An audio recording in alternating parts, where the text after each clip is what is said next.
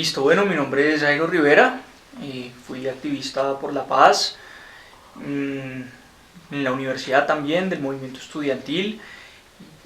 Desde muy pelado me metí en muchas de las causas para pelear por la democracia, para pelear por los derechos humanos, digamos en un sentido amplio, pero también en un contexto de rebeldía y de indignación que creo que ha sido creciente en el país, por lo menos en los últimos 20 años.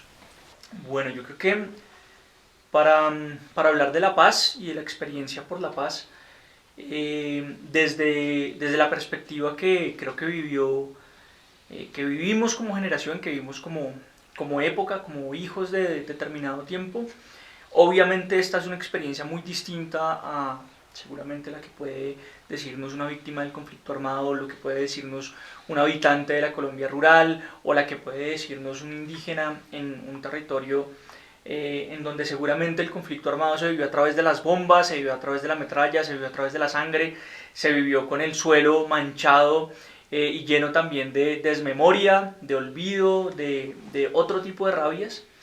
Siento que mi generación, la generación, digamos, del proceso de paz, creció en un contexto supremamente difícil, porque muchos de nosotros entramos a la universidad pública, en mi caso fue a la Universidad Nacional de Colombia, y el contexto de la guerra no solo estaba vivo, sino que estaba en carne viva. Uno de los primeros episodios que recuerdo, y esto lo relatamos en un libro que ya salió sobre el movimiento estudiantil y sobre todas las trayectorias que constituyen lo que fue la Mesa Amplia Nacional Estudiantil. Uno de sus primeros recuerdos es la muerte de Óscar Salas. Eh, yo creo que muchos de nosotros lo recordamos como primíparos, como estudiantes de primeros semestres en aquel entonces. Y la muerte de Óscar Salas fue una marca muy particular. No solamente por el hecho en sí, sino por la forma en que fue transmitido, ¿cierto? Recuerdo que alguna vez a alguien le escuché que los medios de comunicación ejercen más poder con lo que omiten que con lo que dicen, y había una omisión deliberada en el relato alrededor de la muerte de Óscar Salas, independientemente de todas las variables que hubieran podido configurar el hecho, y era que a Óscar Salas lo habían asesinado sus propios compañeros, ¿cierto? Entonces, donde estaban las cámaras de los medios de comunicación, era muy fácil preguntarle a uno de los miembros del Escuadrón Móvil Antidisturbios del ESMAD y tomar ese relato como relato hegemónico. Pero del otro lado, que no solo estaban, digamos que los estudiantes encapuchados que estuvieran confrontando a la policía en ese momento, sino que estaban todos los otros estudiantes, que estaban los estudiantes de primeros semestres viendo los hechos, pues estaba muy claro que Óscar Salas había caído muy lejos de las otras personas que estaban encapuchadas, ¿cierto? Digamos, lo vimos como un hecho claro en el que Óscar Salas cayó pues a manos del ESMAD. Esa verdad se supo hasta mucho tiempo después, digamos, se oficializó hasta mucho tiempo después. Pero el hecho de que haya una distancia tan fuerte entre lo que la gente ve, lo que la gente siente y lo que la gente percibe, y el momento en que se configura la verdad pública, pues ha sido una de las cargas más significativas de lo que fue la guerra y lo que era también la prensa de guerra, ¿cierto? Y la forma de comunicar la violencia, inclusive dentro de las ciudades, inclusive en medio, casi que en el centro geográfico de la ciudad de Bogotá, en la capital del país. Entonces, ese es el ambiente un poco en el que esa generación se constituye, se hace y crece. Un ambiente de omisión deliberada, es decir, un ambiente de bulos, de mentiras, de noticias falsas para hablar en el argot contemporáneo, y en donde en realidad la paz no deja de ser una consigna lejana y lejos de estar, digamos que vinculada a valores de democracia, a valores alrededor del pluralismo, de la heterogeneidad, está fundamentalmente vinculada a la consecuencia de la guerra total, que es lo que vivió mi generación fundamentalmente a partir de la política de seguridad democrática que con fuerza empieza a ganar terreno y a ganar conciencias desde antes inclusive del año 2002 como proyecto político. Eh, entonces, pues digamos que no es, creo que no es absurdo decir que la paz para mi generación eh, era una utopía, ¿cierto? En el contexto por lo menos de la paz que soñábamos, llena de justicia social, sin desigualdades, obviamente vinculada a determinadas tradiciones políticas, sin lugar a dudas vinculadas a cierta tradición de la izquierda política en el país, pero también, y esa es como la paradoja, las dos caras de la paz, y por eso a veces es tan mal recibida por muchos sectores políticos en todos los ámbitos del espectro político colombiano, era vista como una distopía. Creo que todavía es vista como una distopía por muchas de estas personas que no creen que la política pueda significar también la producción de acuerdos, o que la política sea necesariamente la construcción de acuerdos para que una sociedad avance, que es en últimas lo que a mí me parece que es el sentido más amplio, más profundo y más significativo de una construcción democrática de paz. Y creo que en estos primeros años, ¿cierto? 2006, 2007, 2008, creo que la paz se veía más como una distopía que como una utopía. La paz se veía más como un indeseable, ¿cierto? Porque cuando se hablaba de paz, creo que se hablaba un poco más de pacificación que de democracia. Y la democracia significaba más control que pluralismo. Esas paradojas que parecen absurdas y seguramente que si cualquier académico las pone contrastadas con los clásicos de nuestra ilustración, pues van a ser contrasentidos. En realidad, en un país como el nuestro, son muy fáciles de resignificar. Es decir, en Colombia, efectivamente, el sinónimo de la paz era la guerra, ¿cierto? Y lo veíamos en los momentos excepcionales cuando salían liberados, secuestrados, no a través de mecanismos de guerra, sino a través de mecanismos de concertación, pero la guerra iba ganando terreno.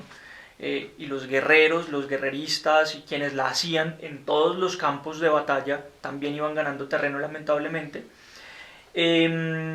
Y pues por otro lado una sociedad civil que parecía, o por lo menos para mí en ese entonces, parecía adormecida, porque en realidad lo único que podía traer, para mi generación, la verdadera paz era una idea muy similar a la de la revolución, ¿no?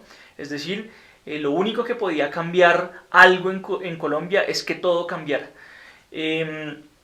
Y pues muy normalmente también para nuestro tiempo, para nuestra, digamos, nuestra herencia, por lo menos en el marco del movimiento estudiantil, era normal, creo yo, para ese entonces también, en un contexto tan conflictivo, tan lleno de violencia, tan lleno de convulsión, que lo único que nos pareciera posible es que absolutamente todo cambiara, como si se tratara de un nacimiento de un día para otro en el que todas las conciencias se iban a liberar y en el que todo el pueblo de repente, adormecido, se iba a despertar. Creo que el tiempo, y ese tiempo particular que pasa entre este periodo de mi generación y el momento en que empiezan los diálogos de paz, va a ser muy importante para que muchos de nosotros resignificáramos esa idea alrededor del absoluto, ¿cierto? De la idea de la revolución como el momento violento único después del cual pues nada va a volver a ser igual, ¿no? Muy por el contrario, creo que todo ese proceso muy minucioso, muy difícil, muy lleno de aprendizajes y sobre todo también muy lleno de equivocaciones, porque creo que la generación de la que hago parte es una generación que estuvo llena de equivocaciones, es una suerte de generación bisagra.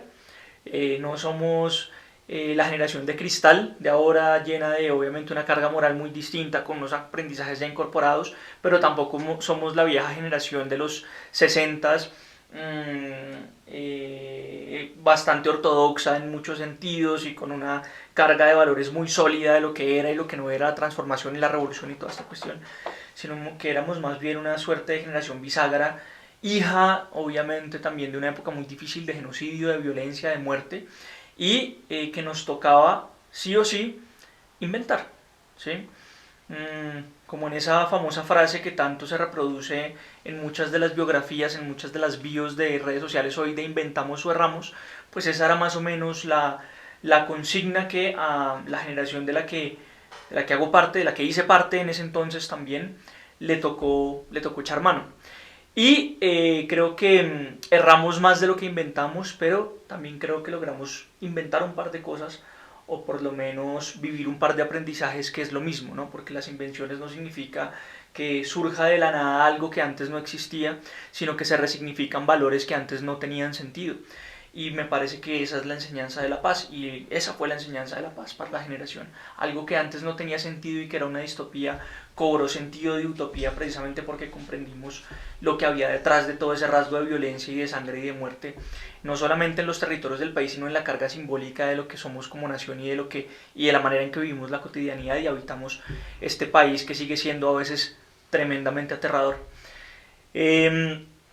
Y ese tiempo fue precisamente el tiempo de un renacer muy significativo del movimiento estudiantil. Claro, seguramente muchos de los estudiosos del tema dirán que no es cierto, es decir, no es que el movimiento estudiantil haya surgido o resurgido particularmente en esta época. Desde finales de los 90 va a haber unos procesos de reconstrucción supremamente importantes, pero sí, a partir de estos años, ¿cierto? Recordando el paro del 2007, que fue un paro nacional, particularmente lo que sucedió en la Universidad Nacional en el año 2008, en el año 2009, en el año 2010, etcétera. Todo este tiempo va a ser un tiempo de aprendizajes muy significativos porque van a interpelar los viejos valores y la necesidad de reinventar el propio movimiento, darle mayores niveles de autonomía y además de eso pensarlo también en términos de su repolitización. ¿Qué quiere decir su repolitización? Es decir, que el movimiento tuviera posibilidades otra vez de no solamente dejar consignas, de no solamente dejar precedentes, de no solamente clavar una bandera y decir aquí estuvimos, sino de intentar ganar batallas, ¿cierto? Que es en últimas, en el terreno de la política lo obvio, ¿cierto? Esto obviamente en el terreno del movimiento social no es tan obvio, por eso a veces mucha gente le queda sorprendida cuando se pregunta por qué no hay ese salto que parece tan sencillo entre el movimiento social y los movimientos políticos, pero no es nada sencillo si uno, digamos que se pone en los zapatos de lo que quieren hacer y de lo que quieren significar los movimientos sociales, que no es necesariamente ganar el poder político, sino a veces posicionar determinadas batallas simbólicas que son inganables en terrenos culturales como el colombiano, donde prima más determinado conservatismo, determinadas cargas morales no muy adeptas en muchos casos al pluralismo, a la democracia, etcétera. Entonces, ese salto o ese intento de volver a posicionar determinadas batallas, ganarlas, tener una mayor o una diferencia estratégica respecto de otras generaciones, respecto de otras derrotas, creo que fue cultivando un movimiento bien interesante en donde muchísimas generaciones y muchísimas personas hicieron parte. Y seguramente faltan muchos libros y muchos escritos y reivindicaciones de esas voces y de esos maestros y maestras que tuvimos durante ese tiempo, que fueron muchos y que fueron muchas, y que a veces no aparecen en los libros, en ningún libro. Esa historia creo que todavía falta escribirla mejor y que también hace parte de la historia de la paz, así haya sido de actores que no hicieron la guerra como tal. Y obviamente hay un punto, para mí particularmente, yo lo significo así, ¿cierto? Que es muy, muy, muy importante en la historia de esa generación de jóvenes que vivimos el movimiento estudiantil de este tiempo, que va a ser la construcción de la Mesa Amplia Nacional Estudiantil.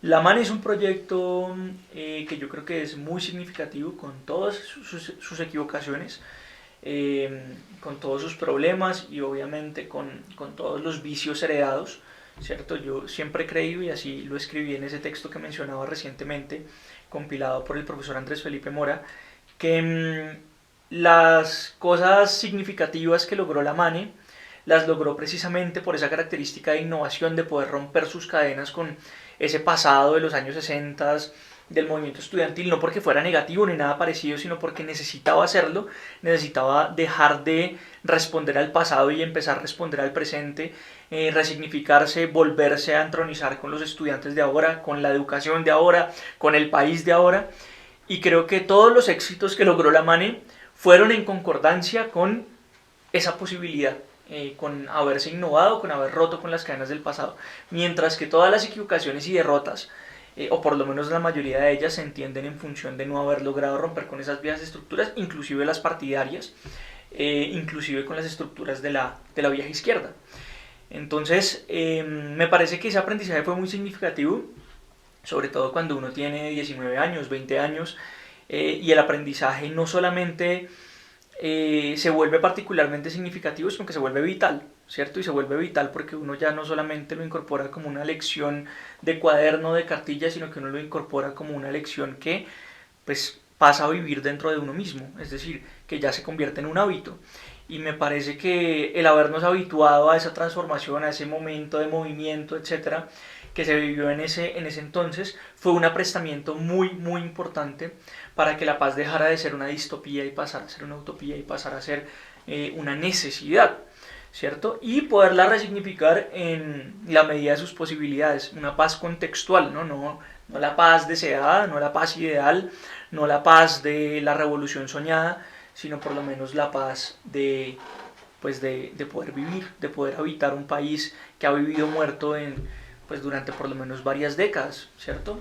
Para no repetir todas las cifras que creo que usualmente se repiten y que son dramáticas, pero que a veces parece que no significarán nada para nosotros, ¿no? El país de las más de 8 millones de víctimas, el país de los desplazados, el país del secuestro, el país de la extorsión, el país de las masacres, el país de las torturas, ese país al que nos habituamos y en donde eso parecía normal y a veces parecía parte del paisaje político, pues que sencillamente tenía que haber una ruptura absolutamente radical con esa imposibilidad de salir de esa violencia, pues para poder construir lo que en realidad siempre fue, en mi opinión, la verdadera revolución que hay detrás de toda revolución educativa, que es la revolución que propone los movimientos estudiantiles, pues que es la revolución de la democracia, ¿cierto? Si hay una consecuencia de la educación, si hay una consecuencia de la educación como práctica de la libertad, en términos de Paulo Freire, esa es la democracia, ¿cierto?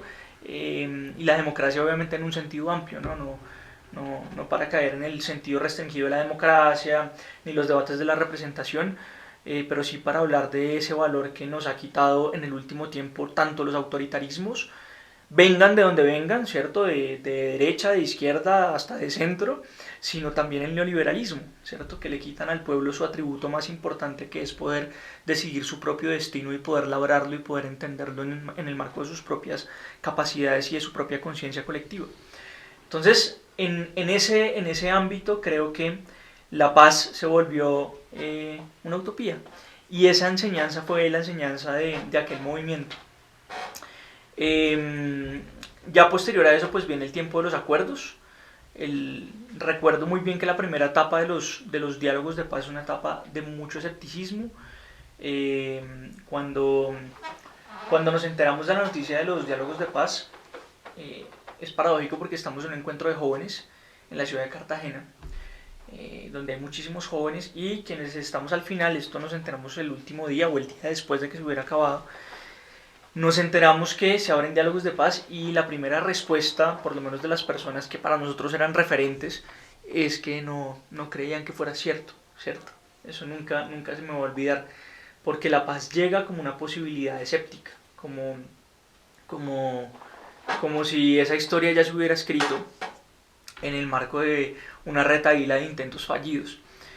Y durante esos meses del año 2012 fue eso.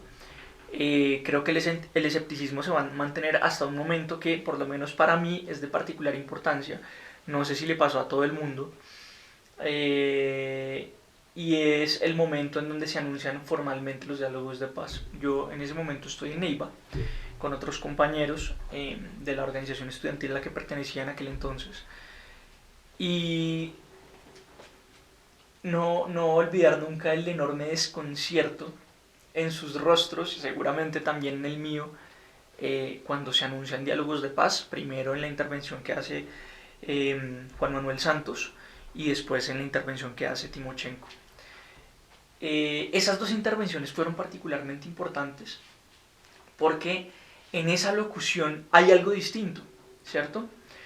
Y hay algo distinto porque lo que denotan esas intervenciones, ese momento en donde el país conoce que hay diálogos de paz, es que hay determinada voluntad política, ¿cierto? Que hay como una determinación por llevar esto a feliz término. Y se sentían las palabras tanto del presidente de la República de aquel entonces como del comandante en jefe de las FARC de aquel entonces. Y me parece que eso nos puso a pensar mucho. porque nos puso a romper la distopía de años atrás. Eh, Creo que pese a todo siguió el escepticismo por un tiempo, pero nos fue cambiando muchísimo la visión sobre lo que estaba pasando en ese momento en Colombia, el tránsito que se estaba viviendo. Y con ese cambio vino también un cambio de la percepción de lo que había sido la guerra y de lo que había traído para el país. Siempre he pensado que si la experiencia, esa experiencia en torno a lo que significó la guerra, que es una experiencia que se puede ver seguramente en muchas de las víctimas del conflicto armado, ¿cierto? Y en muchas de las personas del movimiento social que le apostaron a la paz, que creen en la paz, y en las personas que fueron combatientes y que ya no lo son, y que creen en la paz y le apuestan a la paz, si eso lo hubiera vivido por lo menos en una pequeña parte, la mayoría de la sociedad colombiana, siento que otro habría sido el resultado no solamente del plebiscito, sino en términos generales de la conciencia del país frente a la posibilidad de la reconciliación.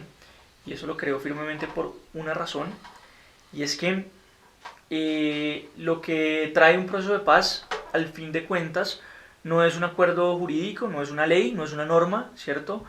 Ni tampoco es solamente un pacto político entre dos o más actores, sino que el verdadero resultado de un acuerdo de paz es una transformación simbólica de prácticas dentro de la sociedad.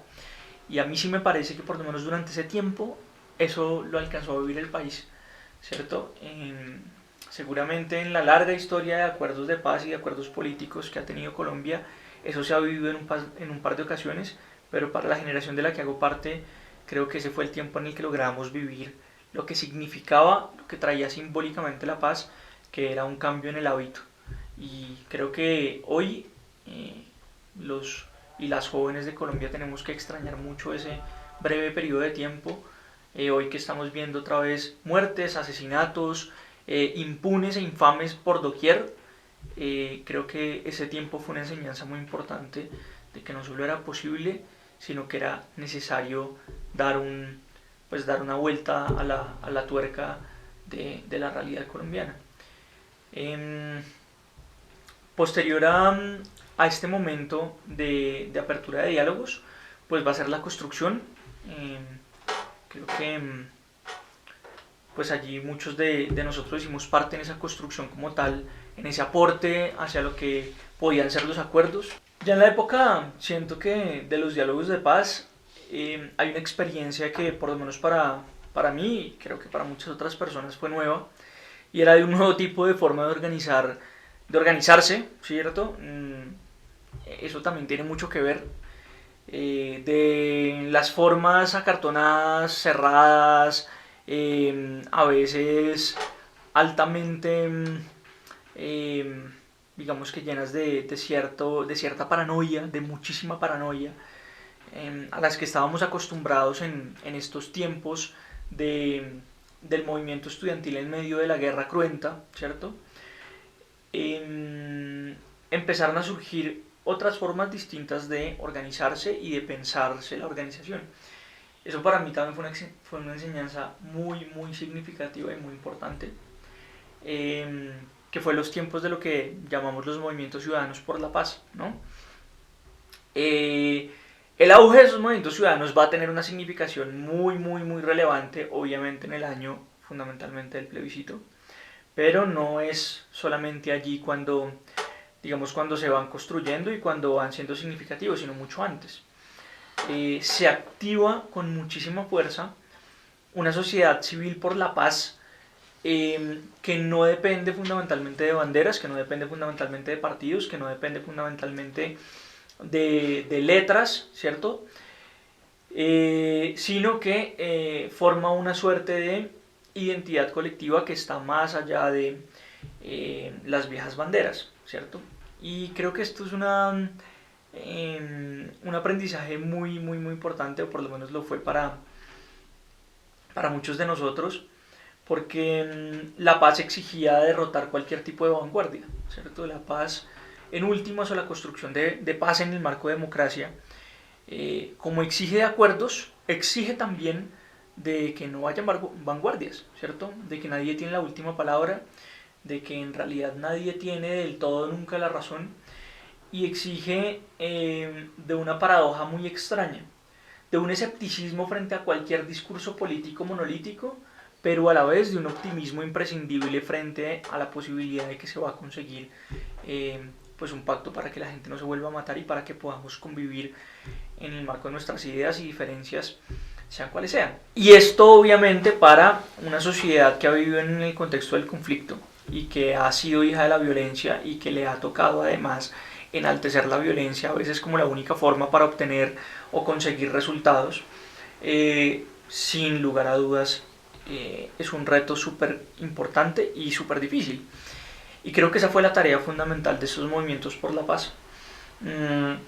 Derribar las banderas para que pudiera surgir un entusiasmo que pues las desbordaba, ¿cierto?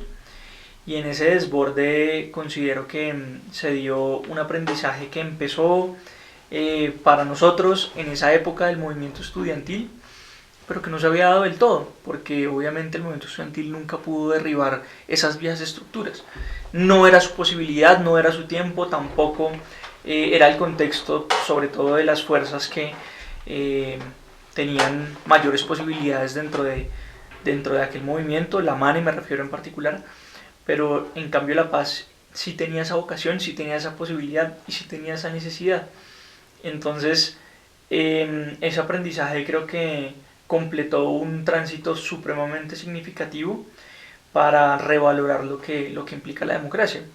La democracia es un ritual muy complicado para sociedades que han vivido en medio de la guerra, pero además para sociedades que antes de la guerra y antes de las épocas de violencia vivieron subordinadas, ¿cierto? Sociedades como la nuestra, ¿cierto? Hijas del colonialismo, hijas de la subordinación, hijas de la servidumbre, porque en realidad nunca hemos estado acostumbrados a dos condiciones imprescindibles de la democracia. Uno, que la democracia es de hombres y mujeres libres, de seres humanos libres, ¿cierto? Solo existe en ese contexto y la libertad no existe en medio de la violencia.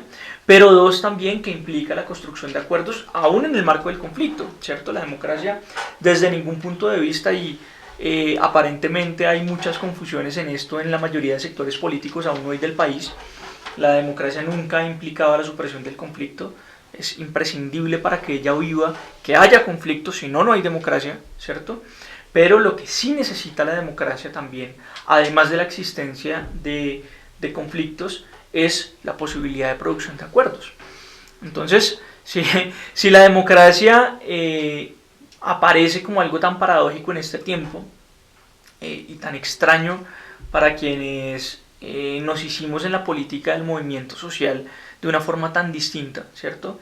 En donde el derecho siempre se arranca, ¿cierto? El derecho nunca se construye, nunca se edifica en el sentido de que puedan existir acuerdos comunes, etc. Obviamente eso tiene unas condiciones particulares en regímenes políticos altamente autoritarios que no tienen disposición para el diálogo, que hace parte también de muchas de las discusiones de nuestro sistema político y que tampoco cambió el acuerdo de paz. Lamentablemente no era su posibilidad, pero por lo menos esa certeza ética, ¿cierto?, derriba en buena medida estos aprendizajes de la política como algo eminentemente antagónico, ¿cierto? La política es derribar las esquinas del otro. Y en esta política de la paz, la política no es derribar las esquinas del otro, la política es comprender que inclusive hasta el peor de los enemigos hay que dejarle la puerta de atrás abierta, porque hasta el peor de los enemigos merece algo que aún en la guerra es considerado y es importante, que es el honor, ¿sí? Y eso puede explicar un poco la situación o la circunstancia social en la que nos encontramos hoy en Colombia cuando lo comparamos con el fin de la guerra de nuestro siglo pasado, ¿no? En la guerra de los 1000 días vemos las cartas de Uribe a su peor adversario, enalteciendo su labor y aún enalteciendo la guerra hace más de 100 años. Ese honor se perdió en el conflicto colombiano y se perdió a tal punto que hoy, cuando estamos escuchando sobre todas las responsabilidades que ha habido y que hubo en el marco de la guerra, de magnicidios, de genocidio, de asesinatos, de masacres, de torturas, de secuestros, etc., no nos, digamos que ni siquiera nos detenemos a pensar que lo que se perdió hace mucho fue el honor que permitía precisamente que la guerra se hubiera acabado hace mucho tiempo y que la democracia exista aún en las condiciones más difíciles, ¿cierto? Entonces, ese aprendizaje que fue el que trajeron los movimientos ciudadanos, creo que va a ser muy importante. Es un aprendizaje que recojo como un aprendizaje muy íntimo. Fue la época de Paz a la Calle, ¿cierto? Y Paz a la Calle surgió particularmente con el dolor, ¿no? Con la tristeza, con la iniciativa de personas que se pusieron allí y algunos que éramos espectadores tristes y absolutamente derrotados en ese famoso 2 de octubre del año 2016, donde se volvió a derrumbar el edificio de la utopía que tanto nos había costado construir y edificar también para nosotros mismos nuestra propia subjetividad. Y ese tejido de gente allí con velas en muchos de los barrios de Bogotá y en muchas de las partes del país, pues creo que fue reconstruyendo esa esperanza que creo que viene, que viene a veces en el paquete de la derrota, ¿no? Y de la tristeza y del dolor y del horror. Y que en un país como el nuestro pues se han vuelto cotidianas, ¿cierto? No, es un país que no se siente derrotado por estar en guerra, es un país que no se siente anormal por ser tan violento, es un país que ha normalizado todas las diferentes formas de opresión, de violencia y de subordinación frente al otro. Entonces, es bien paradójico que nosotros creyéramos que eso iba a cambiar de un día para otro, ¿cierto? De alguna forma todavía pensábamos en esa forma de hacer política como el gran acontecimiento y el día de donde nada iba a volver a ser igual. Y sin embargo, y pese a todas estas derrotas, pues creo que nada va a volver a ser igual, ¿no? Pese a lo que estamos viviendo hoy en Colombia, pese a los asesinatos, a la muerte, pese a lo que está pasando con la tragedia de los excombatientes del partido FARC asesinados, con la tragedia de los líderes sociales asesinados, con la tragedia de lo que pasó el 9 de septiembre del año 2020 en la ciudad de Bogotá, que creo que es un hecho de barbarie, ¿cierto? Y que nos retrotrae a ese tiempo. Pero sin duda, la generación que está viviendo esta violencia y que está respondiendo a esa violencia no es la misma, ¿no? Y no solo por esa razón de que todas las revoluciones sociales vienen antecedidas de revoluciones tecnológicas y cambios tecnológicos y de que tengamos celulares como principal herramienta para grabar los abusos y para poder generar dinámicas de indignación y de resistencia, sino también porque esta generación, algunos llaman de jóvenes, sí, no solamente de jóvenes, sino que creo que ha cambiado, ha transformado muchísimos de sus valores en los últimos 20 años. Ya no acepta las mismas cosas, pese a que obviamente no es la sociedad que quisiéramos. Creo que va a reaccionar y se va a resistir y va a insistir de forma diferente frente a la violencia, frente a la injusticia y frente al olvido. Pero no hay gran acontecimiento.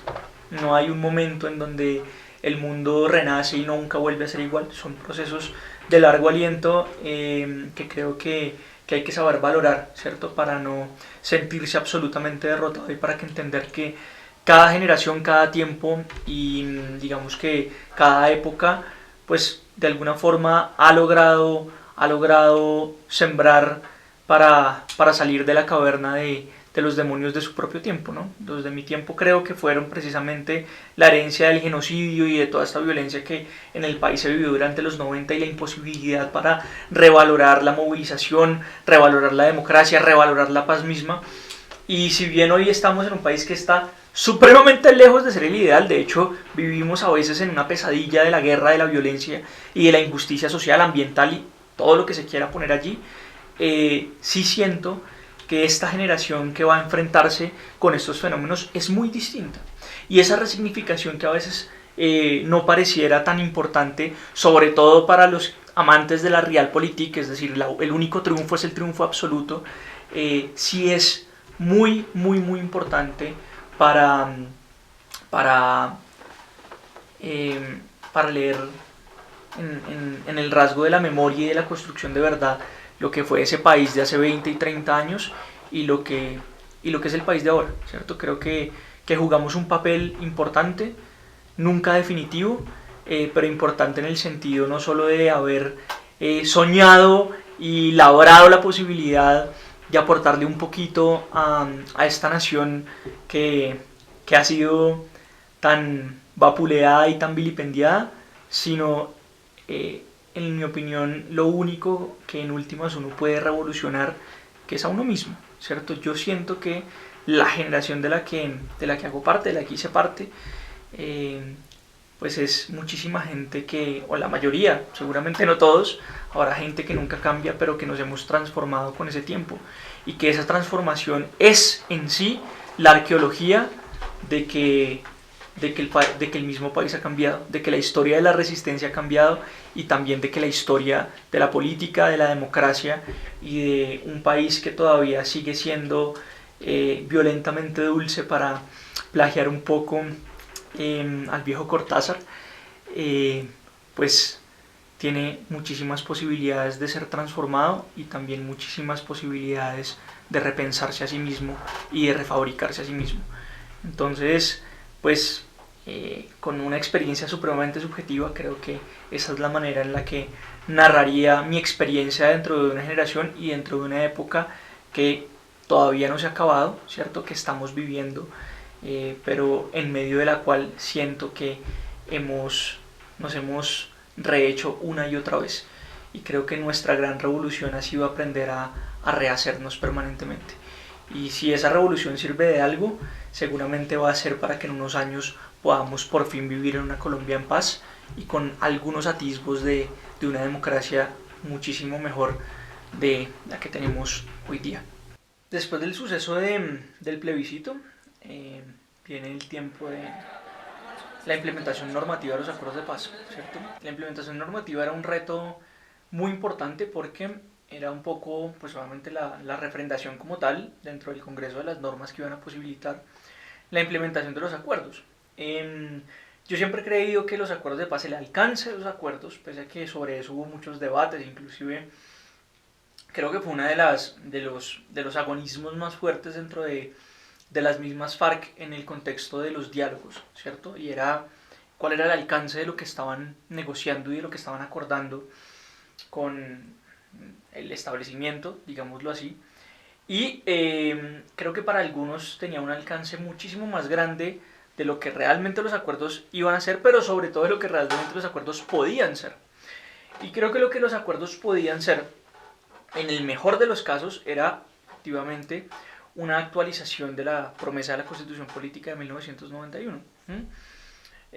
Nosotros decíamos que esa promesa, por lo menos política, de la Constitución del 91, incumplida, porque nunca se había logrado desde el mismo pacto constitucional, pues era paz, democracia y modernidad, ¿cierto? Es decir, un país que no se mata, ¿cierto?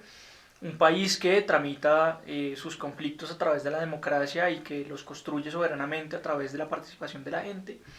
Y un país que tiene un proyecto, digamos, de progreso, ¿no? De modernidad, digámoslo, progresista, si se quiere llamar así, es decir, de derechos que se van adquiriendo y no se pierden porque la misma sociedad los adquiere y es consciente de su adquisición y por ende no los deja perder, ¿no? Que es un poco la historia de muchas de las sociedades democráticas contemporáneas. Entonces, el pacto de paz, el acuerdo de paz, era una actualización de esa promesa, era una actualización de esa posibilidad constitucional, no la actualización definitiva, sino un grano de arena, digamos, en esa perspectiva. No tenía otra vocación, no tenía tampoco otra posibilidad.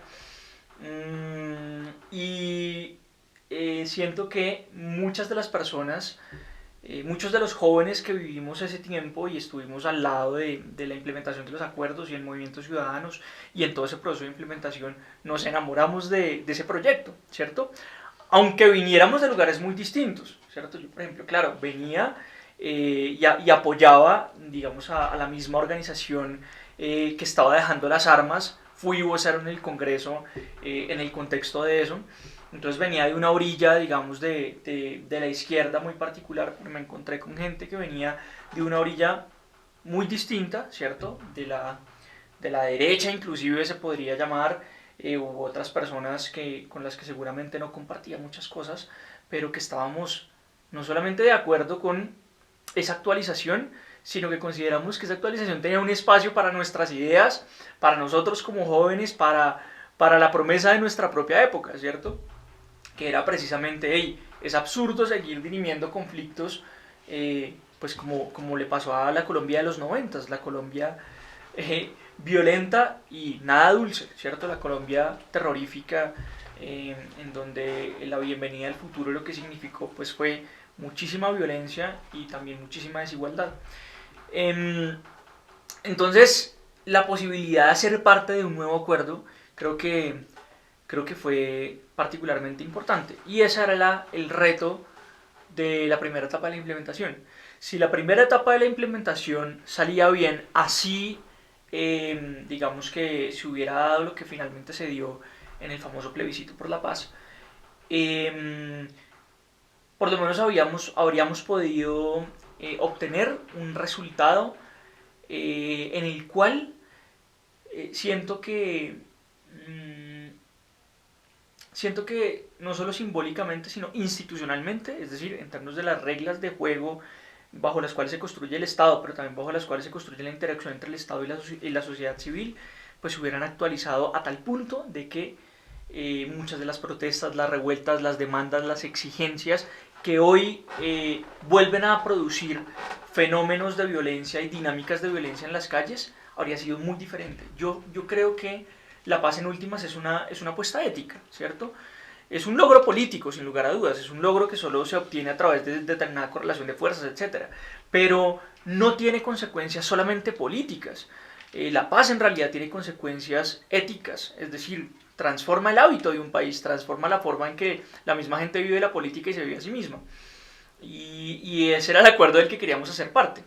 Entonces, lo que pasó durante el año 2017, desde diciembre de 2016 hasta noviembre de 2017 más o menos, que fue la etapa en la que tuve la posibilidad de participar con Voces de Paz en el Congreso de la República, yo lo he narrado como una etapa muy agridulce, por no decir algo muchísimo más doloroso, porque creo que igual hubo muchísimos aprendizajes, pero sí fue muy difícil y fue realmente una desilusión a cuentagotas muy grande, ¿no? Hubo, claro, unos momentos que uno puede describir como los más difíciles. Uno de ellos fue la famosa sentencia de la Corte intentando generar una mediación entre la refrendación hecha por el Congreso y, digamos, los acuerdos básicos que permitían que ese procedimiento legislativo especial para la paz, el famoso fast track, pues fuera eficaz, ¿cierto? Para implementar todo ese ámbito gigantesco de normas del acuerdo. Y yo creo que a mí todavía me cuesta mucho hablar de ese tiempo, porque creo que muchos de nosotros fuimos muy ingenuos, ¿cierto? Lo narro, lo veo, lo percibo como un tiempo de mucha ingenuidad, eh, porque el país ya había dicho muchas otras cosas, es decir, eso que pasó no era para, para la mayoría de actores políticos, no era nada extraño, ¿cierto? Eso era más o menos lo que estaba destinado a pasar después de la derrota del plebiscito y de todo lo que había pasado alrededor del proceso de paz. Pero yo lo viví, lo percibí como si nosotros pudiéramos remar a contracorriente de todos esos fenómenos que se estaban dando no solamente al interior del Congreso, no solamente al interior de la política, sino inclusive al interior del mismo partido FARC y de las diferentes fuerzas políticas que en ese momento se estaban moviendo para configurar ese contexto que era pues precisamente el del último año del gobierno de Juan Manuel Santos. Y me parece que, bueno, fue una desazón muy fuerte, ¿cierto? Fue una desazón muy fuerte. Esa es mi única manera de narrarlo, ¿cierto? Eh, Creo que si uno lo ve más desapasionadamente, pues era lo que más o menos estaba destinado a pasar, así uno no crea en el destino y destinado porque pues las diferentes correlaciones de fuerzas pues daban era para ese tipo de implementación normativa. Y la lección aprendida pues era la que en últimas también a cuentagotas fuimos viviendo durante ese año y la que hasta hoy sigue siendo vigente. y es que esa actualización de la promesa constitucional, paz, democracia, reconciliación, modernidad, dinámicas de progreso, adquisición de derechos para la gente, pues eso no se da ni se va a dar por decreto, menos en un país como el nuestro. No es posible, pero tampoco es deseable, sino que eh, es un proceso colectivo muy, muy largo, que nos va a costar mucho más, pero yo sigo, y tal vez en esto también sea ingenuo, pero esa es una ingenuidad con la que me gustaría morirme, y es que yo creo que ese es el camino correcto. El camino correcto es seguir peleando por un país en donde la gente no se mate, seguir peleando por un país en donde la democracia viva plenamente, es decir, donde la gente, el pueblo sea soberano, pueda decidir, pueda vivir, pueda existir, donde las mayorías tampoco aplasten a las minorías, donde haya un respeto por la heterogeneidad. Creo que ese es un valor supremamente importante. Y también en un país en donde el derecho se respete, ¿cierto? El derecho no es la norma escrita, esa enorme división entre nuestro sistema político y nuestra cultura política solo puede ser cerrada, esa brecha, pues a través de esas conquistas que la gente va sintiendo, va apropiando y se va haciendo consciente de ellas. Y ese mismo proyecto pues es el que estaba en los acuerdos de paz. Así no fuera, digamos, un proyecto eh, acompasado con determinados ideales progresistas o como se quieran llamar, ese es el progreso el proyecto, perdón, que yo creo que debe y puede ser consensuado por, por las grandes mayorías de la sociedad colombiana para construir eso mismo que dijimos en el 91, pero que todavía no hemos podido ejercer a plenitud. Un Estado social de derecho, ¿cierto? Donde la gente pues viva libremente, viva en un marco mínimo de bienestar y también pueda existir pues en el contexto de su pluralidad, ¿cierto? Que cada quien pueda hacer de sí mismo lo que desee. Obviamente de ese punto estamos supremamente lejos, pero estoy seguro que esa perspectiva que está allí pues es la perspectiva que buscaba construir ese destino.